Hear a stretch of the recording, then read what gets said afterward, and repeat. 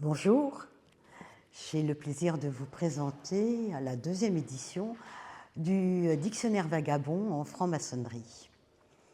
Tout d'abord, je dirais que la spécificité lexicale de ce dictionnaire vagabond n'est pas dans la terminologie des plus de 1000 mots et expressions, expressions maçonniques retenues, mais dans l'usage qui en est fait dans la franc-maçonnerie, et cela constitue vraiment un langage.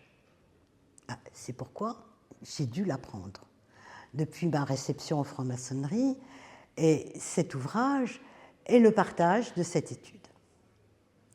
Chaque entrée est une porte dérobée vers un monde cognitif et une manière d'approcher l'histoire de la franc-maçonnerie, ses références symboliques et mythiques, un besoin de comprendre le parcours de l'initiation. Comme un sémiologue, j'ai voulu en rechercher leur sens, comme autant de symboles interprétés, en essayant, quand cela était possible, d'en dégager de façon méthodique. D'abord, leur forme matérielle, sous laquelle ils se présentent. On appelle cela le signifiant. Ce sont les entrées du dictionnaire. Puis, leur signifié, dans leur usage symbolique et mythique, bien sûr dans ceux de la franc-maçonnerie, mais aussi dans ceux d'autres voies de la connaissance, telles la Kabbale, l'alchimie par exemple.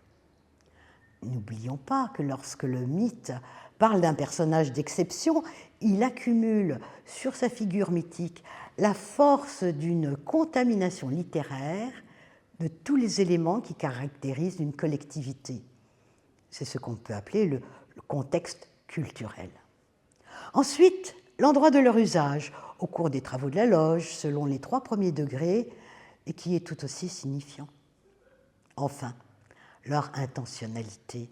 Dans les sources de la franc-maçonnerie, en particulier dans les catéchismes, où on peut mettre en évidence le système idéologique, je dirais même idéologique maçonnique sous-jacent dans le choix des mythes évoqués par les rituels.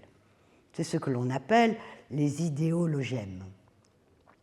Conformément à la méthode dialectique, qui procède par division et rassemblement, mon dictionnaire vagabond propose des éléments apparemment séparés, mais qui ne se suffisent pas nécessairement par eux-mêmes.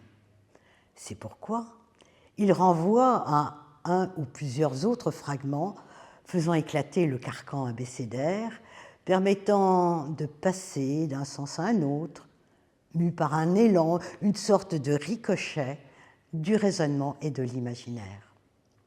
Quant aux illustrations, elles permettent une approche plus immédiate, à la fois réduction mais aussi extension du sens qui accompagne les entrées.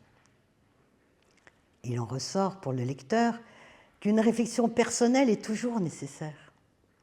Il s'agit pour lui de trouver sa propre grille de lecture, lui souhaitant cette extension de conscience pour une appréciation jubilatoire des réalités universelles que mon parcours maçonnique m'a données.